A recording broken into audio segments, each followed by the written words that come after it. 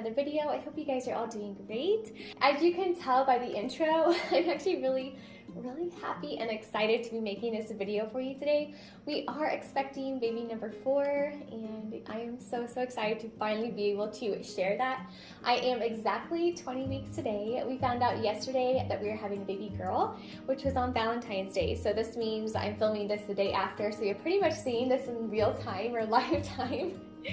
But anyway, I am really happy again to share that news with you. We are very excited, and our little ones are also excited to be welcoming a new baby, and they're already kind of planning and everything like that. So I'm happy to be at the halfway point, but the first 3 to 4 months have been challenging.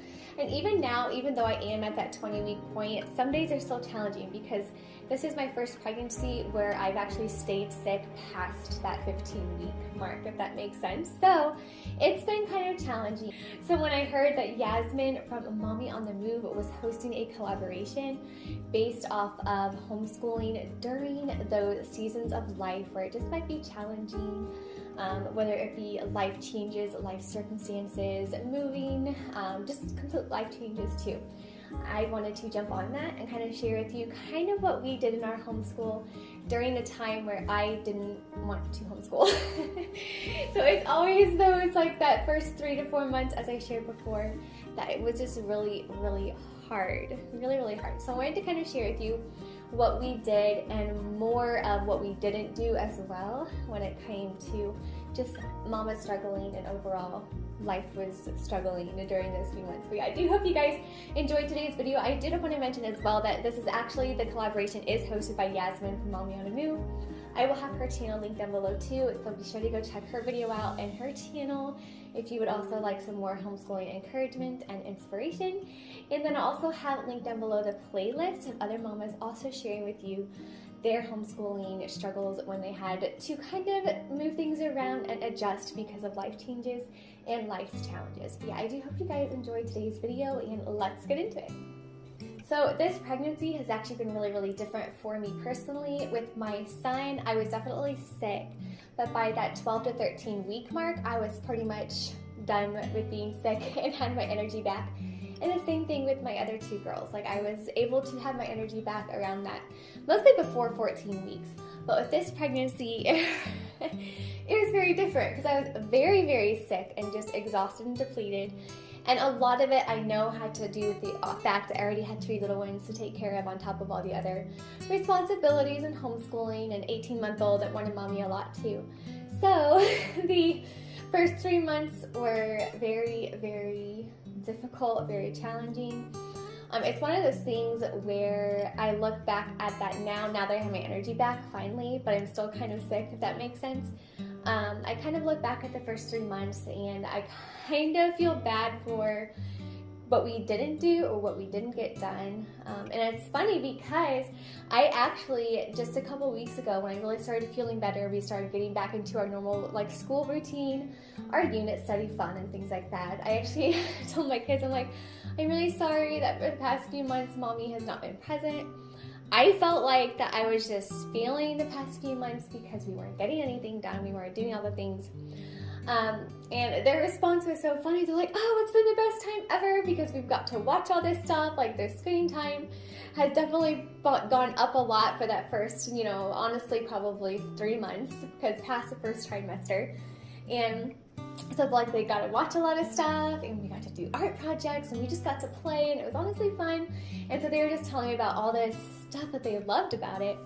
And in my mind, I was like, okay, first of all, praise the Lord that that's how they feel, because I felt really bad about it. And I don't know, I was really struggling with how to make up for that time lost, because honestly, for months during the day when I was home, I honestly just like kind of stayed to the couch, and the things that I tried to do, the only things that I really did during the day, honestly, was I cooked the meals.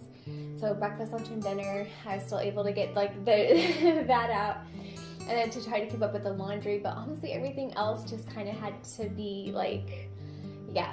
Every now and then I'd have enough energy and I would go through the whole house and try to clean it as best as I could. But honestly, on those days where I just couldn't do anything, we honestly just stuck to our reading, and that was it. Honestly, on a lot of those days, we didn't even touch our math. We just did reading if I had the energy. But I was able to like read aloud some and things like that. But I was kind of laughing a little bit at their response to when I was apologizing for what I thought was being lack of presence with them, because for them, they had a great time. So I wanted to share with you kind of the couple things that we did do as far as other alternative things to our maybe typical homeschool day. But we would always start our day, we'd always ask the kiddos, what do you want to learn about today? And then we would either open up a library book or get a book off the shelf. But because I did not have the energy to actually read aloud and really go through the school units with them, we honestly just looked up YouTube. We would put on the TV behind me here. We would sit on the couch together and we would ask them like what they wanted to learn. And so they would told us like, well, today we wanted to learn about like, why do boats float? Like their biggest question for like a whole week was, why do these big things float in the water but like a rock sank, like that type of thing. So we would look up that and we learned all about like how ships stay afloat and things like that. The next day or the next week, depending on how long that topic held their interest, we'd look up something else. We learned about maple syrup making and like how you do that, how you tap the maple trees and the process of boiling the syrup down and those, things like that. And so that was fun. And so even though we weren't doing school per se, we learned a lot during those few months. And it's funny because looking back, I was like, I as a mom, I actually learned a lot too, because I just had to kind of just sit there and allow my body to do its thing and to rest and not stress out about it too much. Like, yes, we still did the reading lessons, but then in complete transparency, for my preschooler a few months ago, maybe for her phonics lessons, then we just put on the Leapfrog, what's it called? Letter Factory. There you go. And we would just watch that and let that be a lesson for the day. And then I would have to tell myself, like, that's okay. Like that's it's better than other stuff we could be watching that's like non-educational at all, right? At least I told myself. And so we just we had to do something and make that work. So we did that a lot. We ended up finding probably, I'd say 8 to 10 new favorite YouTube channels as far as educational, just fun science channels, fun nature channels, fun things about animals and things like that.